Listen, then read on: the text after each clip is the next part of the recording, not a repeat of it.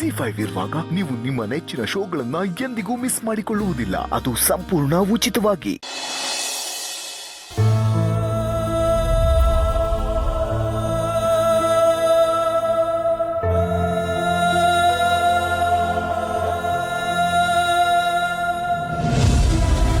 ಬೆಳಿಗ್ಗೆ ತಂದಿಟ್ಟಿರೋ ತಟ್ಟೆ ಇನ್ನು ಹಾಗೆ ಇದೆಯಲ್ಲಮ್ಮ, ಒಂದು ತುತ್ತಾದ್ರೂ ತಿನ್ನಮ್ಮ.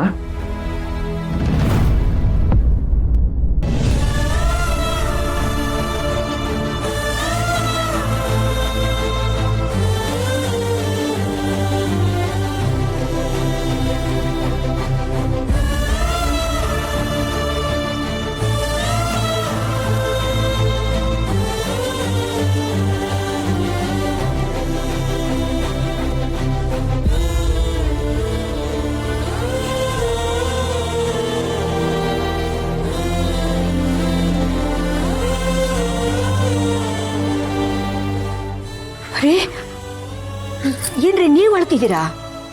ಇನ್ನೇನೇ ಮಾಡ್ಲಿ ಇಂದ್ರ, ನನ್ನ ಮಗಳನ್ನ ಈ ತರ ನೋಡಕ್ ಆಗ್ತಿಲ್ವೇ?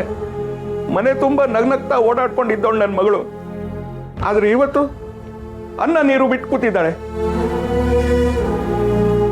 ಮೊದ್ಲೆಲ್ಲ ನಾನು ಸಾಯ್ತೀನಿ ಅಂತ ನಮ್ನೆಲ್ಲ ಹೆದರ್ಸೋಳು, ಆದ್ರೆ ಇವತ್ತು ಅವಳು ಮಾತೆ ನಿಂತೋಗಿದೆ. ಒಬ್ಬ ತಂದೆ ಆಗಿ ತನ್ನ ಮಗಳನ್ನ ಇಂಥ ಪರಿಸ್ಥಿತಿಲಿ ನೋಡಿದ್ರೆ ಕಣ್ಣೀರು ಬರ್ದೇನೆ ಇರುತ್ತಾ? ಅಕ್ಕ, ಕಲ್ಲಿನಂತ ಮನ್ಸಿರ್ಬೇಕು ನಿಜ, ಆದ್ರೆ ಮನ್ಸೇ ಕಲ್ಲಾಗಬಾರ್ದು ಕಣೆ. ಹೀಗೆ ಬಿಟ್ರೆ ನಿನ್ ಮಗಳು ಬದುಕಲ್ಲ. ಇಷ್ಟಾದ್ಮೇಲೂ ನಿನ್ ಹಠನೆ ನಡಿಬೇಕು ಅಂದ್ರೆ ನಿನ್ ಕಣ್ಣೆದ್ರುಗಡೆನೆ ಒಂಟಿಯಾಗಿ ನಿನ್ ಮಗಳು ಉಸಿರು ಬಿಡ್ತಾಳಷ್ಟೇ. ನಮ್ಮ ಮಗಳನ್ನ ಉಳಿಸ್ಕೊಳಕ್ ಆಗದೇ ಇಲ್ವಾ ಇಂದ್ರ? ಪ್ರೀತಿ ಮಾಡಿದ್ಲು ಅಂತ ಒಂದೇ ಒಂದು ತಪ್ಪಿಗೆ ಅವಳು ಪ್ರಾಣನ ಕೊಡ್ಬೇಕಾ? ಅವಳನ್ನ ನಾವು ಬಿಟ್ಕೊಡ್ಬೇಕಾ?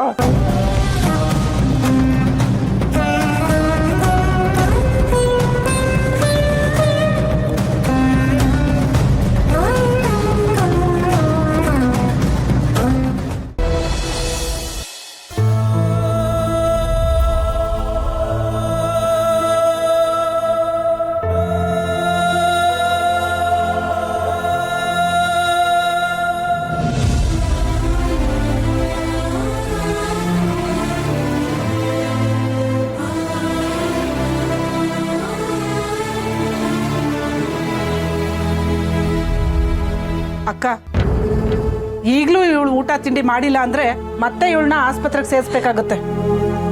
ಇಡೀ ರಾತ್ರಿ ಆ ಡಾಕ್ಟ್ರು ನರ್ಸು ಬರೋದು, ಕೈಗೆ ಚುಚ್ಚೋರು ಹೋಗೋರು. ಇದುವರೆಗೂ ಒಂದು ಸಣ್ಣ ಗೇರು ನನ್ನ ಮಗಳು ಮೈ ಮೇಲೆ ಬೀಳ್ದಿರೋ ಹಾಗೆ ನಾನು ನೋಡ್ಕೊಂಡಿದ್ದೀನಿ. ಆದ್ರೆ ಹಾಳಾದ ಪ್ರೀತಿ ಪ್ರೇಮದಿಂದ ನನ್ನ ಮಗಳು ನನ್ನ ಕಣ್ಣೆದುರಿಗೆ ನೆರಳೋ ಹಾಗಾಗೋಯ್ತು.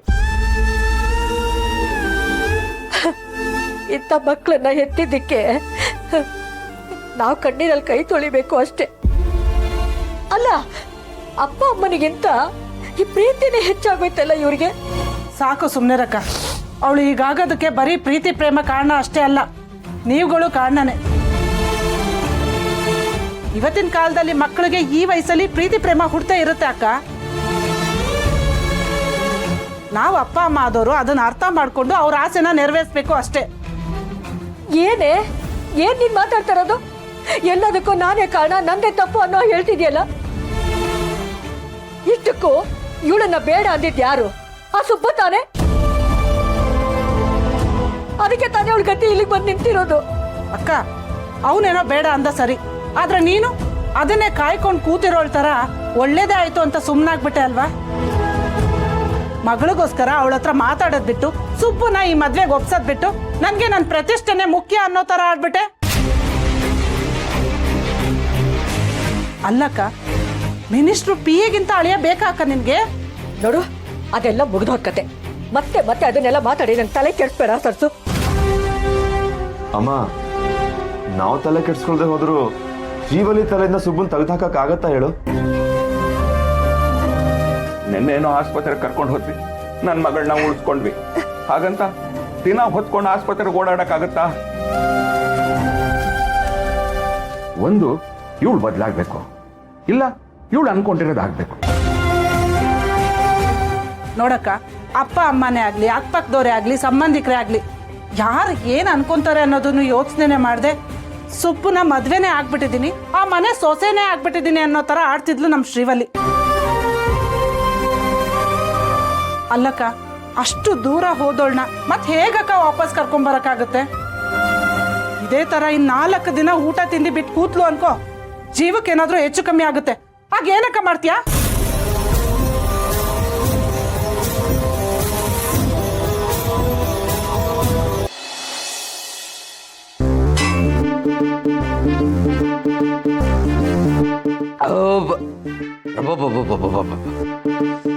ಹಾಲು ಕುಡಿದಷ್ಟು ಸಂತೋಷ ಆಗ್ತಿದೆ ನೋಡು ನಂಗೆ. ಮಮ್ಮಿ ನೀನೀಗ ಕುಡ್ದಿರೋದು ಹಾಲೇ.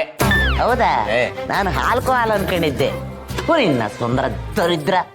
ಅಲ್ಲ ಕಣಲಿ, ನಾನು ಈ ಮನೆಯವರೆಲ್ಲ ಆಡೋ ಡ್ರಾಮಾ ನೋಡ್ಬಿಟ್ಟು ಎಲ್ಲಿ ನಮ್ಮ ಕಾರ್ತಿಕೇಯ ಶ್ರೀವಲ್ಲಿನ ಮದುವೆ ಆಗಕ್ಕೆ ಒಪ್ಕೊಂಡ್ಬಿಡ್ತಾನೋ ಅಂತ ಹೆದರ್ಕೊಂಡ್ಬಿಟ್ಟಿದ್ದೆ.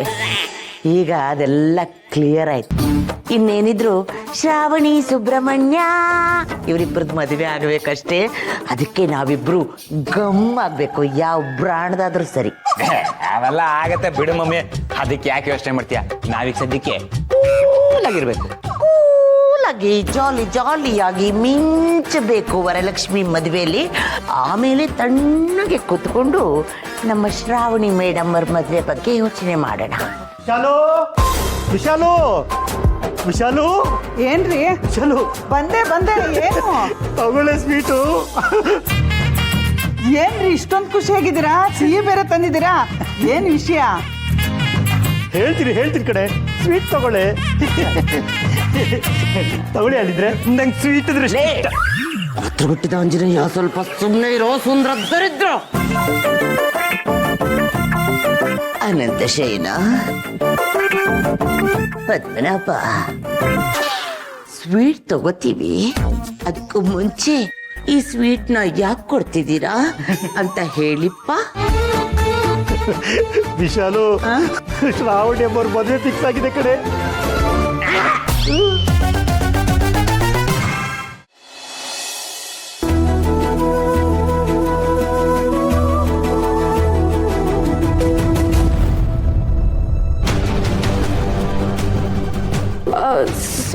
ಸಾರಿ.